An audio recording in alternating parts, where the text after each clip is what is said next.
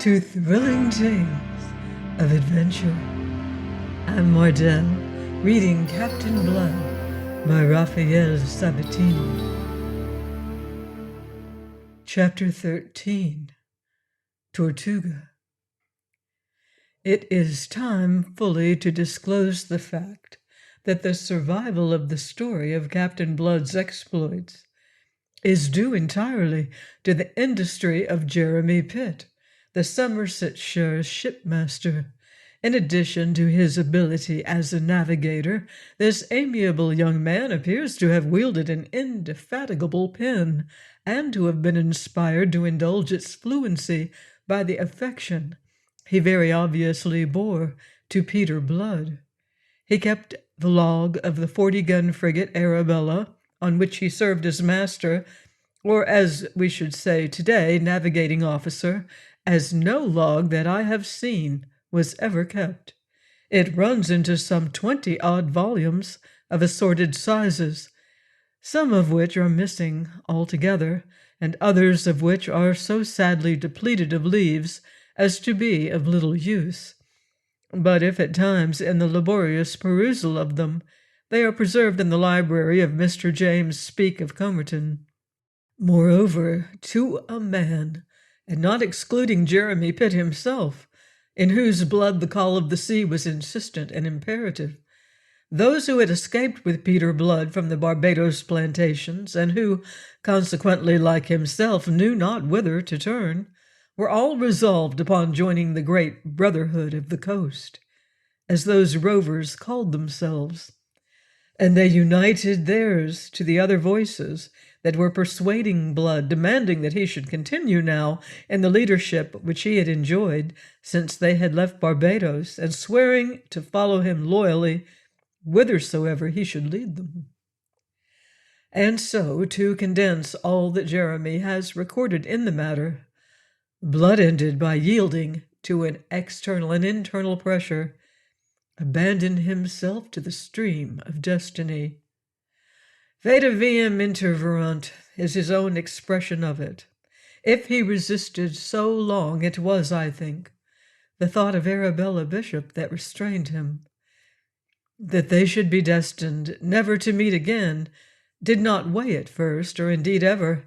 He conceived the scorn with which she would come to hear of his having turned pirate, and the scorn, though as yet no more than imagined, hurt him as if it were already a reality. And even when he conquered this, still the thought of her was ever present. He compromised with the conscience that her memory kept so disconcertingly active. He vowed that the thought of her should continue ever before him, to help him keep his hands as clean as a man might in this desperate trade upon which he was embarking. He insists, at considerable length, and with a vehemence which in itself makes it plain that an opposite opinion was held in some quarters, that it was no part of the design of Blood or of any of his companions in misfortune to join hands with the buccaneers, who, under a semi-official French protection, made of Tortuga a lair whence they could sally out to drive their merciless piratical trade, chiefly at the expense of Spain. It was, Pitt tells us, Blood's original intention to make his way to France or Holland, but in the long weeks of waiting for a ship to convey him to one or the other of these countries, his resources dwindled and finally vanished.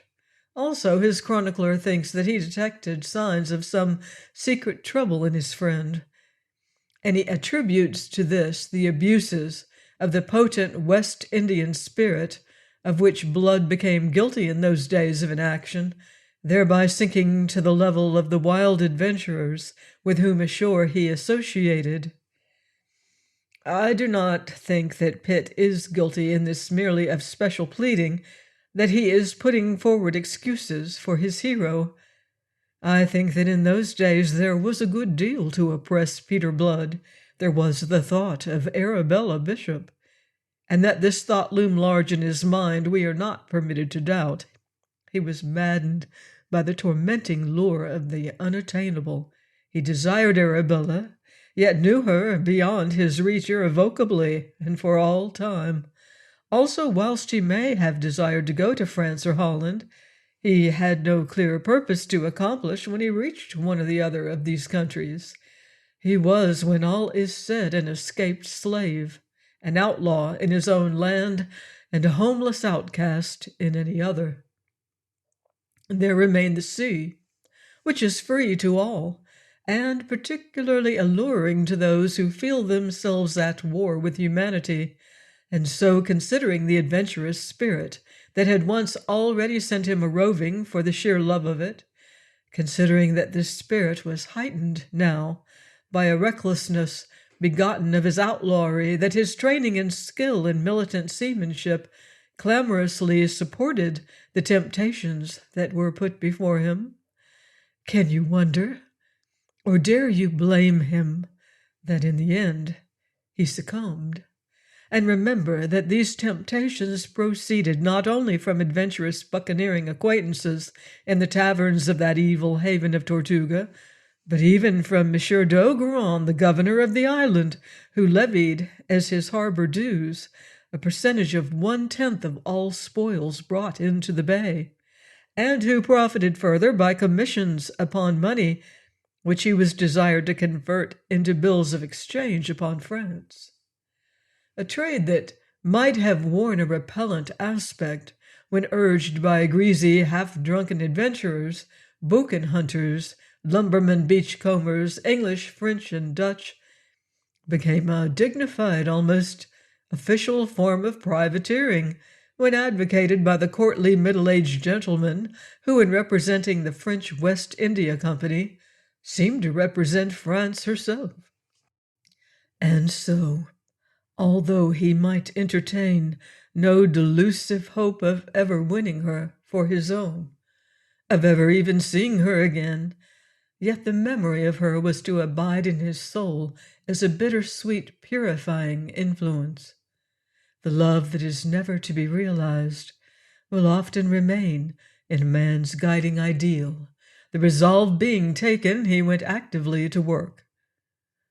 Ogeron, most accommodating of governors, advanced him money for the proper equipment of his ship, the Cinco Lagos, which he renamed the Arabella.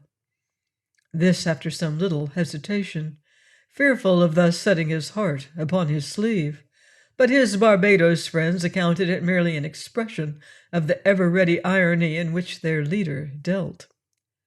To the score of followers he already possessed, he added 70 more, picking his men with caution and discrimination, and he was an exceptional judge of men, from amongst the adventurers of Tortuga. With them all he entered into the articles usual among the brethren of the coast, under which each man was to be paid by a share in the prizes captured. In other respects, however, the articles were different. Aboard the Arabella there was to be none of the ruffianly indiscipline that normally prevailed in buccaneering vessels. Those who shipped with him undertook obedience and submission in all things to himself and to the officers appointed by election. Any to whom this clause in the articles was distasteful might follow some other leader. Towards the end of December, when the hurricane season had blown itself out, he put to sea in his well-found, well-manned ship, and before he returned in the following May from a protracted and adventurous cruise, the fame of Captain Peter Blood had run like ripples before the breeze across the face of the Caribbean Sea. There was a fight in the Windward Passage at the outset with a Spanish galleon, which had resulted in the gutting and finally the sinking of the Spaniard. There was a daring raid effected by means of several appropriated piroguas upon a Spanish pearl fleet in the Rio de la Hacha, from which they had taken a particularly rich haul of pearls. There was an overland expedition to the goldfields of Santa Maria on the Main, the full tale of which is hardly credible. And there were lesser adventures, through all of which the crew of the Arabella came with credit and profit, if not entirely unscathed.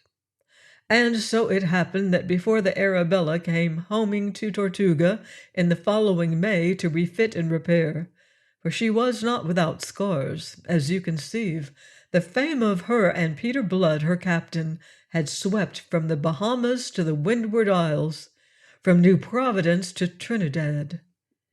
An echo of it had reached Europe, and at the court of St. James, angry representations were made by the ambassador of Spain, to whom it was answered that it must not be supposed that this Captain Blood held any commission from the King of England, that he was in fact a proscribed rebel and escaped slave, and that any measures against him by his Catholic Majesty would receive the cordial approbation of King James II. Don Miguel de Espinosa, the admiral of Spain and the West Indies, and his nephew Don Esteban, who sailed with him, did not lack the will to bring the adventurer to the yardarm. With them this business of capturing Blood, which was now an international affair, was also a family matter. Spain, through the mouth of Don Miguel, did not spare her threats. The report of them reached Tortuga, and with it the assurance that Don Miguel had behind him not only the authority of his own nation, but that of the English king as well. It was a brutum fulmen that inspired no terrors in Captain Blood, nor was he likely, on account of it, to allow himself to run to rust in the security of Tortuga. For what he had suffered at the hands of man, he had chosen to make Spain the scapegoat. Thus he accounted that he served a twofold purpose.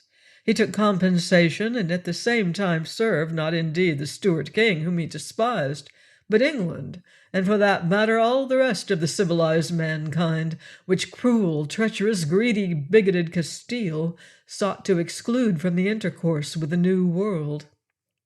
One day, as he sat with Hagthorpe and Wolverstone, over a pipe and a bottle of rum, and the stifling reek of tar and stale tobacco of a waterside tavern, he was accosted by a splendid ruffian in a gold-laced coat of dark blue satin with a crimson sash, a foot wide about the waist. "C'est vous qu'on appelle le sang?" the fellow hailed him.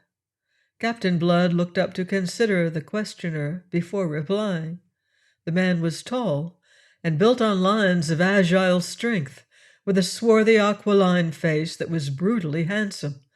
A diamond of great price flamed on the indifferently clean hand resting on the pommel of his long rapier, and there were gold rings in his ears, half concealed by long ringlets of oily chestnut hair. Captain Blood took the pipe stem from between his lips. "My name," he said, "is Peter Blood. The Spaniards know me for Don Piedro Sangre, and a Frenchman may call me Le Sang if he pleases." "Good," said the gaudy adventurer in English, and without further invitation he drew up a stool and sat down at that greasy table. "My name," he informed the three men, two of whom at least were eyeing him askance, "is Levasseur. You may have heard of me." They had indeed. He commanded a privateer of 20 guns that had dropped anchor in the bay a week ago, manned by a crew mainly composed of French boucan hunters from the northern Hispaniola, men who had good cause to hate the Spaniard, with an intensity exceeding that of the English. Levasseur had brought them back to Tortuga from an indifferently successful cruise. It would need more, however, than lack of success to abate the fellow's monstrous vanity. A roaring, quarrelsome, hard-drinking, hard-gaming scoundrel, his reputation as a buccaneer stood high among the wild brethren of the coast. He enjoyed also a reputation of another sort. There was about his gaudy, swaggering raffishness something that the women found singularly alluring. That he should boast openly of his bonne fortune did not seem strange to Captain Blood. What he might have found strange was that there appeared to be some measure of justification for these boasts. It was current gossip that even Mademoiselle d'Ogeron, the governor's daughter, had been caught in the snare of his wild attractiveness, and that Levasseur had gone the length of audacity of asking her hand in marriage of her father. Monsieur d'Ogeron had made him the only possible answer. He had shown him the door. Levasseur had departed in a rage, swearing that he would make mademoiselle his wife, in the teeth of all the fathers in Christendom, and that Monsieur d'Ogeron should bitterly rue the affront he had put upon him. This was the man who now thrust himself upon Captain Blood with a proposal of association, offering him not only his sword, but his ship, and the men who sailed in her. A dozen years ago, as a lad of barely 20, Levasseur had sailed with that monster of cruelty, Lonier, and his own subsequent exploits bore witness and did credit to the school in which he had been reared. I doubt if in his day there was a greater scoundrel among the brethren of the coast than this Levasseur, and yet, repulsive though he found him, Captain Blood could not deny that the fellow's proposals displayed boldness, imagination, and resource, and he was forced to admit that jointly they could undertake operations of a greater magnitude than was possible singly to either of them. The climax of Levasseur's project was to be a raid upon the wealthy mainland city of Maracaibo, but for this he admitted 600 men at the very least would be required, and 600 men were not to be conveyed in the 2 bottoms they now commanded. Preliminary cruises must take place, having for one of their objects the capture of further ships. Because he disliked the man, Captain Blood would not commit himself at once, but because he liked the proposal, he consented to consider it. Being afterwards pressed by both Hagthorpe and Wolverstone, who did not share his own personal dislike of the Frenchman, the end of the matter was that within a week articles were drawn up between Levasseur and Blood, and signed by them and, as was usual, by the chosen representatives of their followers. These articles contained, inter alia, the common provisions that, should the 2 vessels separate, a strict account must afterwards be rendered of all prizes severally taken, whilst the vessel taking a prize should retain 3/5 of its value, surrendering 2/5 to its associate. These shares were subsequently to be subdivided among the crew of each vessel in accordance with the articles already obtaining between each captain and his own men. For the rest, the articles contained all the clauses that were usual, among which was the clause that any man found guilty of abstracting or concealing any part of a prize, be it of the value of no more than a peso, should be summarily hanged from the yardarm. All now being settled, they made ready for sea, and on the very eve of sailing, Levasseur narrowly escaped being shot in a romantic attempt to scale the wall of the governor's garden, with the object of taking passionate leave of the infatuated Mademoiselle d'Ogeron. He desisted after having been twice fired upon from a fragrant ambush of pimento trees, where the governor's guards were posted, and he departed vowing to take different and very definite measures on his return. That night he slept on board his ship, which with characteristic flamboyance he had named La Foudre, and there on the following day he received a visit from Captain Blood, whom he greeted half-mockingly as his admiral. The Irishman came to settle certain final details, of which all that need concern us is an understanding that, in the event of the 2 vessels becoming separated by accident or design, they should rejoin each other as soon as might be at Tortuga. Thereafter Levasseur entertained his admiral to dinner, and jointly they drank success to the expedition, so copiously on the part of Levasseur that when the time came to separate he was nearly as drunk as it seemed possible for him to be, and yet retain his understanding. Finally, towards evening, Captain Blood went over the side and was rowed back to his great ship, with her red bulwarks and gilded ports, touched into a lovely thing of flame by the setting sun. He was a little heavy-hearted. I have said that he was a judge of men, and his judgment of Levasseur filled him with misgivings, which were growing heavier in a measure as the hour of departure approached. He expressed it to Wolverstone, who met him as he stepped aboard the Arabella. "You over-persuaded me into those articles, you blackguard, and it'll surprise me if any good comes of this association." The giant rolled his single bloodthirsty eye and sneered, thrusting out his heavy jaw. "We'll wring the dog's neck if there's any treachery." "So we will, if we are there to wring it by then."